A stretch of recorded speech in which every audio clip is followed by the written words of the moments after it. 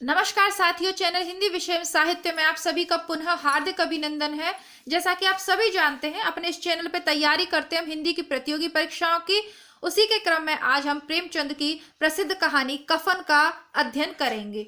इसके प्रमुख पात्र हैं माधव और घीसू। यह कहानी यूं तो विभिन्न परीक्षाओं के सिलेबस में एमए और बीए के स्तर पे भी हमने पढ़ी है, लेकिन वर्तमान में आरपीएससी का जो नया सिलेबस आया है कॉलेज लेक्चरर का, उसमें इस कहानी को सम्मिलित किया गया है। अभी सबसे पहले वही पेपर हमें देना है, तो उसी की तैयारी करेंगे। कहानी को पढ़ा होगा, लेकिन अब इसको ध्यान पूर्वक सुनना होगा, ताकि कहीं से यदि बीच में से इसका कुनवा या इसका कोई कथन या पंक्ति पूछी जाए तो उसका सही उत्तर हम दे पाए। बहुत सारी बातों पे चर्चा होगी वीडियो के बीच में, लेकिन अभी सबसे पहले हम अपनी कहानी को शुरू करते हैं।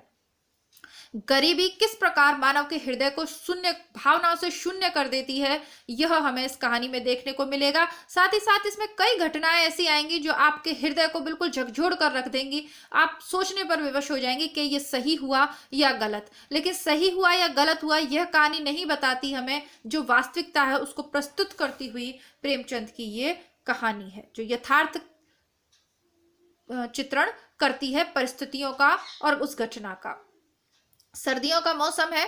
अब देखते हैं। झोंपड़े के द्वार पर बाप और बेटा दोनों एक भुजे हुए अलाव के सामने चुपचाप बैठे हुए हैं, और अंदर बेटे की जवान बीबी बुधिया प्रसव वेदना में पछाड़ खा रही थी। यानी जो उसका बेटा है, उसकी पत्नी का नाम है बुधिया, और उसको प्रसव वेदना हो रही है। बहुत ज्यादा दर्द से वो तड़प रही है। रह रहकर उसके मुंह से ऐसी दिल हिला देने वाली आवाज निकलती थी कि दोनों कलेजा थाम लेते थे। जाड़ों की रात थी। प्रकृति सन्नाटे में डूबी हुई, सारा गांव अंधकार में लय हो गया था। अब जाड़ों की रात है तो देखिए, समझ सकते हैं आप, कोई भी बाहर निकलेगा नहीं, और बहुत ज्यादा दर्द से बेचारी तड़प रही है। अब पिता जो है वो घीसू है, और लड़के का नाम है माधव। माधव की पत्नी है बुधिया। घीसू ने कहा, मालूम होता है बचेगी नहीं, सारा दिन दौड़ते हो गया, जब देख तो आ। यानी पूरे दिन से उसे बुधिया को प्रसव वेदना हो रही है। माधव चिढ़कर बोलता है, मरना ही तो है, जल्दी मर क्यों नहीं जाती, देख कर क्या करूं। पिता कहता है, तू बड़ा बेदर्द है वे, साल भर जिसके साथ सुख चैन से रहा, उसी के साथ इतनी बेवफाई। माधव कहता है, तो मुझसे तो उसका तड़पना और हाथ पांव पटकना नहीं देखा जाता।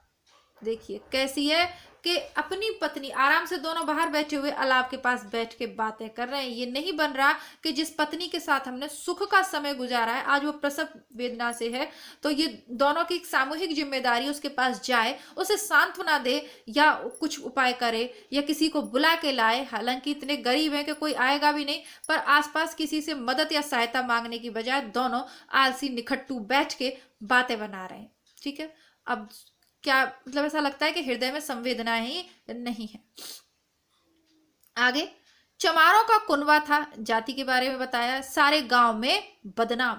घीसू एक दिन काम करता तो 3 दिन आराम करता, यानी निहायती आलसी। माधव इतना कामचोर था कि आध घंटे काम करता तो घंटे भर चिलम पीता, इसलिए उन्हें कहीं मजदूरी ही नहीं मिलती थी। घर में मुट्ठी भर भी अनाज मौजूद हो तो उनके लिए काम करने की कसम थी, यानी कि काम ही नहीं करते थे। जब 2-4 फाके हो जाते तो घीसू पेड़ पर चढ़कर लकड़ियां तोड़ लाता और माधव बाजार से बेच लाता, और जब तक वह पैसे रहते दोनों इधर उधर मारे मारे फिरते। गांव में काम की कमी न थी। किसानों का गांव था, मेहनती आदमी के लिए 50 काम थे। कहते हैं ना कि जो मेहनतगीर होता है कभी भूखा नहीं मरता, लोकोक्ति भी अपने। लेकिन अब ये तो ऐसे निखट्टू और कामचोर हैं कि करना ही नहीं चाहते। गांव में काम की तो कमी नहीं थी, मगर इन दोनों को उसी वक्त कोई बुलाता था जब 2 आदमियों से एक का काम पाकर भी संतोष कर लेने के सिवाय कोई और चारा न होता। यानी कोई बहुत ही बेकार परिस्थिति में बुलाता था, सामान्यतः इन्हें कोई नहीं बुलाता था। ऐसे निखट्टुओं को कौन बुलाएगा। अगर दोनों साधु होते तो उन्हें संतोष और धैर्य के लिए संयम और नियम की बिल्कुल जरूरत न होती। यह तो इनकी प्रकृति थी। व्यंग किया यहाँ प्रेमचंद ने। विचित्र जीवन था इनका। घर में मिट्टी के 2-4 बर्तन के सिवा कोई संपत्ति नहीं। फटे चीथड़ों से अपनी नग्नता को ढाके हुए जिए जाते थे। संसार की चिंताओं से मुक्त, कर्ज से लदे हुए। गालियां भी खाते, मार भी खाते, मगर कोई गम नहीं। दीन इतने कि वसूली की बिल्कुल आशा न रहने पर भी लोग इन्हें कुछ ना कुछ कर्ज दे देते थे, यानी दया करके दे देते थे, जबकि पता था कि मिलेगा नहीं। मटर, क्या खा रहे हो बेटू? अच्छा, मटर आलू की फसल में दूसरों के खेतों से यह मटर आलू उखाड़ लाते और भून भून कर खा लेते। ये 10-5 ऊख उखाड़ लाते और रात को चूसते। घीसू ने इसी आकाशवृत्ति से 60 साल की उम्र काट दी और माधव भी सपूत बेटे की तरह ही बाप ही के पद चिन्हों पर चल रहा था। आकाशवृत्ति, सोचिए, मतलब काफी बड़े बड़े यहाँ पर शब्द उनके ऊपर व्यंग के रूप में प्रेमचंद जी ने प्रयुक्त किए हैं। बल्कि उसका नाम और भी उजागर कर रहा था, यानी वो अपने बाप से भी ज्यादा बढ़कर निकट्टू और कामचोर था। इस वक्त भी दोनों अलाव के सामने बैठकर आलू भून रहे थे, जो कि किसी के खेत से खोद लाए थे। घीसू की स्त्री का तो बहुत दिन हुए देहांत हो गया था। माधव का ब्याह पिछले साल हुआ था। जब से यह औरत आई थी, इसने इस खानदान में व्यवस्था की नींव डाली थी और इन दोनों बेगैरतों का दोजख भरती रहती थी, पेट भरती रहती थी। जब से वह आई, यह दोनों और भी आराम तलब हो गए, बल्कि कुछ अकड़ने भी लगे थे। कोई कार्य को बुलाता तो निव्याज भाव से दुगनी मजदूरी मांगते। वही औरत आज प्रसव वेदना से मर रही थी और यह दोनों इसी इंतजार में थे कि वह मर जाए तो आराम से सोए, यानी इन्हें अपने सोने की पड़ रही है। इससे कोई मतलब नहीं है कि वो परेशान है, क्या है, ये सोच रहे हैं कि झंझट कटे, मुक्त हो और अपना सो जाए। घीसू ने आलू निकालकर छीलते हुए कहा, देख, जाकर देख तो ले उसकी क्या दशा है। चुड़ैल का फिसाद होगा और क्या। यहाँ तो ओझा भी 1 रुपया मांगता है। माधव को भय था कि कहीं वह कोठरी में गया तो घीसू आलूओं का बड़ा भाग साफ कर देगा। बोला, मुझे वहां जाते डर लगता है। मतलब वो इसलिए नहीं जा रहा अपनी पत्नी के पास, कहीं उसका बाप आलू नहीं खा जाए। अब घीसू कहता है, डर किस बात का है, मैं तो यहाँ हूं ही, तो तुम ही जाकर देखो ना। मेरी औरत जब मरी थी तो मैं 3 दिन तक उसके पास से हिला तक नहीं, और फिर मुझसे लजाएगी ही कि नहीं। जिसका कभी मुंह नहीं देखा, आज उसका उघड़ा हुआ बदन देखूं, उसे तन की सुध भी तो न होगी। मुझे देख लेगी तो खुलकर हाथ पे पांव भी ना पटक सकेगी। मैं सोचता हूं कोई बाल बच्चा हुआ तो क्या होगा, सौंठ गुड़ तेल कुछ भी तो नहीं है घर में। सब कुछ आ जाएगा, भगवान दें तो। जो लोग अभी 1 पैसा नहीं दे रहे, वे ही कल बुलाकर रुपए देंगे। मेरे 9 लड़के हुए, घर में कभी कुछ नहीं था, मगर भगवान ने किसी न किसी तरह बेड़ा पार ही लगाया। जिस समाज में दिन रात मेहनत करने वालों की हालत उनकी हालत से कुछ बहुत अच्छी ना थी, और किसानों के मुकाबले वे लोग जो किसानों की दुर्बलताओं से लाभ उठाना जानते थे, कहीं ज्यादा संपन्न थे। वहां इस तरह की मनोवृत्ति का पैदा हो जाना कोई आश्चर्य की बात नहीं थी। हम तो कहेंगे, घीसू किसानों से कहीं ज्यादा विचारवान था और किसानों के विचार शून्य समूह में शामिल होने के बदले बैठकबाजों की कुत्सित मंडली में जा मिला था। हाँ, उसमें यह शक्ति ना थी कि बैठकबाजों के नियम और नीति का पालन करता, इसलिए जहां उसकी मंडली के और लोग गांव के सरगना और मुखिया बने हुए थे, उस पर सारा गांव उंगली उठाता था। फिर भी उसे यह तस्कीन तो थी ही कि अगर वह फटे हाल है तो कम से कम उसे किसानों की सी जी तोड़ मेहनत तो नहीं करनी पड़ती, और उसकी सरलता और निर्भीकता से दूसरे लोग बेजा फायदा तो नहीं उठाते। यानी कहने का तात्पर्य कि किसान लोग, जो गरीब वाले किसान थे, दिन रात मेहनत करते थे, फिर भी कुछ एक टाइम का मिलता, एक टाइम का नहीं मिलता। गोदान उपन्यास हमने पढ़ा था मुंशी प्रेमचंद का, तो हम देखे है कि किसानों की भी कोई बहुत ज्यादा अच्छी हालत नहीं है, और फिर वो इससे भी खुश थे कि कोई हमें मूर्ख बनाकर काम तो नहीं करवा लेता। यानी कि निखट्टुओं को लाज, जिसे काम करना नहीं होता उसके पास लाख बहाने, है ना। कल कुछ ठीक है, दोनों आलू निकाल निकाल कर जलते जलते खाने लगे। सोचिए आप, गरम गरम आलू खा रहे हैं और पत्नी मर रही है सुबह से, कोई चिंता नहीं है।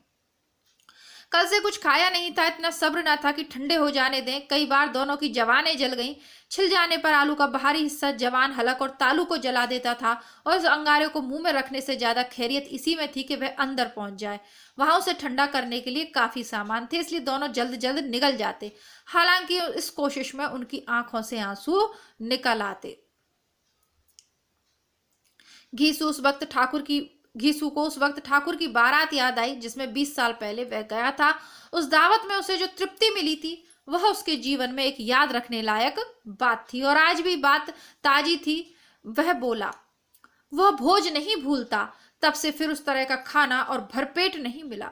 लड़की वालों ने सबको भरपेट पूड़ियां खिलाई थी, सबको, छोटे बड़े सब ने पूड़ियां खाई, और असली घी की। चटनी, रायता, 3 तरह के सूखे साग, एक रसेदार तरकारी, दही, चटनी, मिठाई। अब क्या बताऊं कि उस भोज में क्या स्वाद मिला, कोई रोक टोक नहीं थी। जो जी चीज चाहो मांगो, जितना चाहो खाओ। लोगों ने ऐसा खाया कि किसी से पानी तक ना पिया गया। मगर परोसने वाले हैं कि पत्तल में गर्म गर्म गोल गोल सुबासित कचौड़ियां डाल देते हैं। मना करते हैं कि नहीं चाहिए, पत्तल पर हाथ रोके हुए, मगर वे हैं कि दिए ही जाते हैं। और जब सबने मुंह धो लिया तो पान इलायची भी मिली, मगर मुझे पान लेने की कहाँ सुधती, खड़ा हुआ ही न जाता था। चटपट जाकर अपने कंबल पर लेट गया। ऐसा दिल दरिया था वह ठाकुर। अब भूखे हुए आलू खा रहे हैं, लेकिन अपनी किसी बारात की याद कर रहे हैं। इस तरीके के किस्से अलाप पे चलते रहते हैं। अब दोनों बाप बेटा हैं, अच्छे दिनों को याद कर रहे हैं। माधव ने इन पदार्थों का मन ही मन मजा लेते हुए कहा, अब हमें कोई ऐसा भोज नहीं खिलाता। अब कोई क्या खिलाएगा, वह जमाना दूसरा था। अब तो सबको किफायत सूझती है। शादी ब्याह में खर्च मत करो, क्रियाक्रम में खर्च मत करो। पूछो गरीबों का माल बटोर बटोर कर कहाँ रखोगे, बटोरने में तो कमी नहीं है, हाँ खर्च में किफायत सूझती है। अब उसका लड़का कहता है, तुमने एक 20 पूरियां खाई होंगी, 20 से ज्यादा खाई थी, मैं 50 खा जाता। 50 से कम मैंने भी ना खाई होंगी, अच्छा पका था, तू तो मेरा आधा भी नहीं है। आलू खाकर दोनों ने पानी पिया। वहीं अलाप के सामने अपनी धोतियां ओढ़कर पांव पेट में डाले सो रहे, जैसे दो बड़े बड़े अजगर गेंडुलियां मार पड़े हों। और बुधिया अभी तक करहा रही थी। इसी के साथ प्रथम दृश्य यहाँ खत्म हो जाता। दूसरा दृश्य देखते हैं। सवेरे माधव ने कोठरी में जाकर देखा तो उसकी स्त्री ठंडी हो गई थी।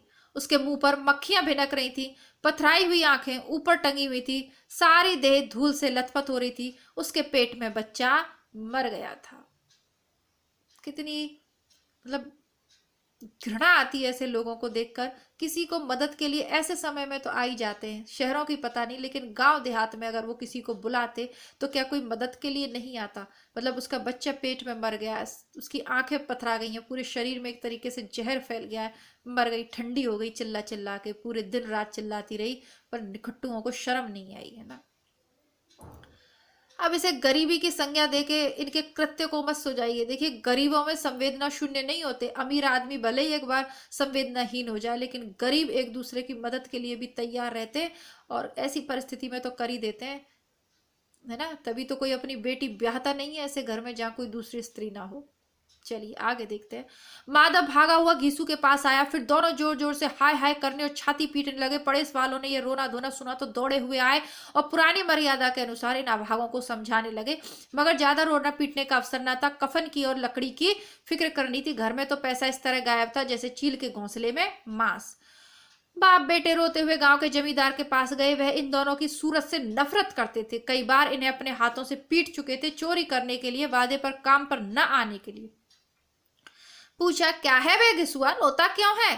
अब तो तू कहीं दिखलाई भी नहीं देता, मालूम होता है इस गांव में रहना नहीं चाहता। घीसू ने जमीन पर सिर रखकर आंखों में आंसू भरे हुए कहा, सरकार बड़ी विपत्ति में हूँ। माधव की घरवाली रात को गुजर गई। रात भर तड़पती रही सरकार, हम दोनों उसके सिरहाने बैठे रहे, दवा दारू जो कुछ हो सका सब कुछ किया, मुदा वह हमें दगा दे गई। अब कोई एक रोटी देने वाला भी ना रहा। मालिक तबाह हो गए, घर उजड़ गया, आपका गुलाम हूं, अब आपके सिवा कौन उसकी मिट्टी पार लगाएगा। हमारे हाथ में तो जो कुछ था वह सब तो दवा दारू में उठ गया। सरकार ही की दया होगी तो उसकी मिट्टी उठेगी, आपके सिवा किसके द्वार पर जाऊं। जमींदार साहब दयालु थे, मगर घीसू पर दया करना काले कंबल पर रंग चढ़ाना ही था। जी मैं तो आया कह दें, चल दूर हो यहाँ से, यूं तो बुलाने से भी नहीं आता। आज जब गरज पड़ी तो आकर खुशामद कर रहा है, हरामखोर कहीं का, बदमाश। लेकिन यह क्रोध या दंड देने का अवसर न था। जी में कुड़ते हुए 2 रुपये निकाल कर फेंक दिए, मगर सांत्वना का एक शब्द भी मुंह से ना निकला। उसकी तरफ ताका तक नहीं, जैसे सिर का बोझ उतारा हो। सब लोग इतने परेशान है इनसे। अब जमींदार साहब ने 2 रुपए दिए तो गांव के बनिए महाजनों को इनकार का साहस कैसे होता। घीसू जमींदार के नाम का ढिढोरा भी पीटना जानता था। किसी ने 2 आने दिए, किसी ने 4 आने। 1 घंटे में घीसू के पास 5 रुपए की अच्छी रकम जमा हो गई। कहीं से अनाज मिल गया, कहीं से लकड़ी, और दोपहर को घीसू और माधव बाजार से कफन लाने चले। इधर लोग बांस काटने लगे। गाँव की नर्मदिल स्त्रियां आ आकर लाश देखती थी और उसकी बेकसी पर 2 बूंद आंसू गिराकर चली जाती थी। सोचिए, पड़ोसियों को भी इतना मानव होने के नाते इतनी मानवता है कि 2 बूंद आंसू उनकी आंखों में भी छलक आते हैं, लेकिन उन निखट्टुओं को कोई दर्द नहीं हो रहा। बाजार में पहुंचकर घीसू बोला, लकड़ी तो उसे जलाने भर को मिल गई, क्यों माधव? माधव बोला, हाँ लकड़ी तो बहुत है, अब कफन चाहिए, तो चलो कोई हल्का सा कफन ले लें। हाँ और क्या, लाश उठते उठते रात हो जाएगी, रात को कफन कौन देखता है? मतलब घर पे तो लोग तैयारी कर रहे हैं उसकी, वो अर्थी बनाने की, बांस बांस काट कर औरतें आ रही हैं, वो लोग अपने हिसाब किताब लगा रहे। कैसा बुरा बुला, अब क्या कहता है वो घीसू, कैसा बुरा रिवाज है, जिसे जिए जी तन ढकने को चीथड़ा भी ना मिला, उसे मरने पर नया कफन चाहिए। कफन लाश के साथ जल ही तो जाता है, और क्या रखा रहता है, यही 5 रुपए पहले मिलते तो कुछ दवा दारू कर लेते। दोनों एक दूसरे के मन की बात ताड़ रहे थे। बाजार में इधर उधर घूमते रहे, कभी इस बजाज की दुकान पर गए, कभी उस दुकान पर। तरह तरह के कपड़े, रेशमी और सूती देखे, मगर कुछ जचा नहीं। यहाँ तक कि शाम हो गई, तब दोनों न जाने किस देवीय प्रेरणा से एक मधुशाला के सामने अर्थात शराब खाने के सामने जा पहुंचे, और जैसे किसी पूर्व निश्चित व्यवस्था से अंदर चले गए। वहां जरा देर तक दोनों असमंजस में खड़े रहे। फिर घीसू ने गद्दी के सामने जाकर कहा, साहू जी एक बोतल हमें भी देना। उसके बाद कुछ चिखौना आया, तली हुई मछली आई, और दोनों बरामदे में बैठकर शांतिपूर्वक पीने लगे। कई कुंजियां ताबड़तोड़ पीने के बाद दोनों सरूर में आ गए, यानी नशे में आ गए। घीसू बोला, कफन लगाने से क्या मिलता, आखिर जल ही तो जाता, कुछ बहू के साथ तो न जाता। माधव आसमान की तरफ देखकर बोला, मानो देवताओं को अपनी निष्पक्षता का साक्षी बना रहा हो। दुनिया का दस्तूर है, नहीं लोग भावना को हजारों रुपए क्यों दे देते हैं, कौन देखता है परलोक में मिलता है या नहीं। बड़े आदमियों के पास धन है, फूकें, पर हमारे पास फूकने को है ही क्या। लेकिन लोगों को क्या जवाब देंगे, लोग पूछेंगे नहीं कफन कहाँ है। घीसू हंसा, वे कह देंगे कि रुपए कमर से खिसक गए, बहुत ढूंढा मिले नहीं। लोगों को विश्वास ना आएगा, लेकिन फिर वही रुपए देंगे। माधव भी हंसा, इस अनपेक्षित सौभाग्य पर। बोला, बड़ी अच्छी थी बेचारी, मरी तो खूब खिला पिलाकर। आधी बोतल से ज्यादा उड़ गई। घीसू ने 2 सेर पूड़ियां मंगाई, चटनी, अचार, कलेजियां। शराब खाने के सामने ही दुकान थी। माधव लपक कर 2 पत्तलों में सारे सामान ले आया। पूरा पूरा 1.5 रुपए खर्च हो गया, सिर्फ थोड़े से पैसे बचे रहे। दोनों इस वक्त शान में बैठे पूड़ियां खा रहे थे, जैसे जंगल में कोई शेर अपना शिकार उड़ा रहा हो। न जवाबदेही का खौफ था, न बदनामी की फिक्र। इन सब भावनाओं को उन्होंने बहुत पहले ही जीत लिया था, क्योंकि वो तो कौन थे, महात्मा जैसे गुण उनमें। घीसू दार्शनिक भाव से बोला, हमारी आत्मा प्रसन्न हो रही है तो क्या उसे पुण्य ना होगा? माधव ने श्रद्धा से सिर झुकाकर तस्दीक की, जरूर से होगा, जरूर होगा। भगवान तुम अंतर्यामी हो, उसे बैकुंठ ले जाना। हम दोनों हृदय से आशीर्वाद दे रहे हैं। आज जो भोजन मिला वह कभी उम्र भर न मिला था। एक क्षण के बाद माधव के मन में एक शंका जागी। बोला, क्यों दादा, हम लोग भी एक ना एक दिन वहां जाएंगे ही। घीसू इस भोले भाले सवाल का कुछ उत्तर नहीं दिया। उसने वह परलोक की बातें सोचकर इस आनंद में बाधा नहीं डालना चाहता था। जो वहां हम लोगों से पूछे कि तुमने हमें कफन क्यों नहीं दिया, तो क्या कहेंगे? कहेंगे तुम्हारा सिर। पूछेगी तो जरूर। तू कैसे जानता है कि उसे कफन ना मिलेगा? तू मुझे ऐसा गधा समझता है? 60 साल क्या दुनिया में घास खोदता रहा? उसको कफन मिलेगा और बहुत अच्छा मिलेगा। माधव को विश्वास न आया। बोला, कौन देगा? रुपए तो तुमने सारे चट कर दिए। वह तो मुझसे पूछेगी, उसकी मांग में तो सिंदूर मैंने डाला था। कौन देगा, बताते क्यों नहीं? अरे वही लोग देंगे जिन्होंने अब की बार दिया है। हाँ, अब के रुपए हाथ हमारे ना आएंगे। ज्यों ज्यों अंधेरा बढ़ता था, सितारों की चमक तेज होती थी। मधुशाला की रौनक भी बढ़ती जाती। कोई गाता, कोई डींग मारता, कोई अपने संगी के गले लिपटा जाता, कोई अपने दोस्त के मुंह में कुल्लड़ लगाए देता। वहां के वातावरण में शरूर था, हवा में नशा। कितने तो यहाँ आकर एक चुल्लू में मस्त हो जाते थे। शराब से ज्यादा यहाँ की हवा उन पर नशा करती थी। जीवन की बाधाएं यहाँ खींच लाती थी, और कुछ देर के लिए वह ये भूल जाते थे कि जीते हैं या मरते हैं, या न जीते हैं या कि ना ही मरते हैं। और यह दोनों बाप बेटे अब भी मजे ले लेकर चुस्कियां ले रहे थे। सबकी निगाहें इनकी ओर जमी हुई थी। दोनों कितने भाग्य के बली हैं। पूरी बोतल बीच में है। अब शराब खाने में, मधुशाला में जो लोग हैं वो क्या सोच रहे हैं, यार ये बहुत लकी लोग हैं, बहुत भाग्यवान है, पूरी की पूरी बोतल इन्हें पीने को मिल रही है। भरपेट खाकर माधव ने बची हुई पूड़ियों की पत्तल उठाकर एक भिखारी को दे दी, जो खड़ा होकर इनकी ओर भूखी आंखों से देख रहा था, और देने के गौरव, आनंद और उल्लास का अपने जीवन में पहली बार अनुभव किया। घीसू ने कहा, ले जा, खूब खा और आशीर्वाद दे। जिसकी कमाई है वह तो मर गई, मगर तेरा आशीर्वाद उसे जरूर पहुंचेगा। रोए रोए से आशीर्वाद दो, बड़ी गाढ़ी कमाई के पैसे हैं। माधव ने फिर आसमान की तरफ देखकर कहा, वह बैकुंठ में जाएगी दादा, बैकुंठ की रानी बनेगी। घीसू खड़ा हो गया और जैसे उल्लास की लहरों में तैरता हुआ बोला, हाँ बेटा, बैकुंठ में जाएगी। किसी को सताया नहीं, किसी को दबाया नहीं, मरते मरते हमारी जिंदगी की सबसे बड़ी लालसा पूरी कर गई। वह बैकुंठ ना जाएगी तो क्या ये मोटे मोटे लोग जाएंगे जो गरीबों को दोनों हाथों से लूटते हैं और अपने पाप को धोने के लिए गंगा में नहाते हैं और मंदिरों में जल चढ़ाते हैं। श्रद्धालुता का यह रंग तुरंत ही बदल गया। अस्थिरता नशे की खासियत है। दुख और निराशा का दौरा हुआ। माधव बोला, मगर दादा, बेचारी ने जिंदगी में बड़ा दुख भोगा, कितना दुख झेल कर मरी। वह आंखों पर हाथ रखकर रोने लगा, चीखें मार मार कर। घीसू ने समझाया, क्यों रोता है बेटा, खुश हो कि वह माया जाल से मुक्त हो गई, जंजाल से छूट गई। बड़ी भाग्यवान थी जो इतनी जल्दी माया मोह के बंधन तोड़ दिए। और दोनों खड़े होकर गाने लगे, ठगिनी क्यों नैना झमकावे ठगनी। पियक्कड़ों की आंखें इनकी ओर लगी हुई थी और ये दोनों अपने दिल में मस्त गाए जाते थे। फिर दोनों नाचने लगे, उछले भी, कूदे भी, गिरे भी, मटके भी, भाव भी बताए, अभिनय भी किए और आखिर नशे में मदमस्त होकर वहीं गिर पड़े। इसी के साथ हमारी कहानी कफन समाप्त हो जाती है। अब इसे यथार्थता का आप चित्रण कहिए या हृदय की भावनाओं को उद्वेलित करने वाली एक कहानी कहिए, जो भी हो, लेकिन समाज की इस दशा पे सोचने को विवश तो करती है ना। कैसे निखट्टू लोग हैं, उसके बाद बड़ी बड़ी दार्शनिकता की बातें कर रहे हैं। ये लोग कमाना नहीं चाहते, गरीबी इनकी, देखिए कोई व्यक्ति गरीब पैदा हो सकता है गरीब घर में, लेकिन यदि वो काम करना चाहे, परिश्रम करना चाहे तो काम की कमी नहीं है। इज्जत से 2 टाइम तो वो पेट भर ही सकता है। लेकिन ऐसे लोग, इनका इज्जत विज्जत से कोई मतलब नहीं होता। समय व्यतीत कर दिया इन्होंने, वो बाप 60 साल का हो गया, बेटा उसी की राह पे चल रहा है, संवेदनाएं मरी हुई हैं। ज़्यादा इस बारे में मैं क्या कहूँ, आपके अपने विचार आप कमेंट बॉक्स में लिख सकते हैं। मिलती हूँ कल एक नई रचना के साथ। आपके सिलेबस में जितनी भी रचनाएं लगी हुई हैं सब प्लेलिस्ट में आपको मिल जाएंगी। बस क्रमबद्ध रूप से आपको प्लेलिस्ट चेक करते रहना है, पढ़ते रहना है, पुराने पेपर सॉल्व करते रहिए, सिलेबस को बार बार चेक करिए, कहीं कुछ छूट ना जाए। हिंदी साहित्य की तैयारी के लिए द्वितीय प्रश्न पत्र आपका पूरा की पूरा, नेट परीक्षा की द्वितीय इकाई कह लीजिए या असिस्टेंट प्रोफेसर का द्वितीय प्रश्न पत्र पूरा प्लेलिस्ट में उपलब्ध है, वहां से तैयारी कर लीजिएगा। तब तक के लिए नमस्कार, धन्यवाद, जय हिंद।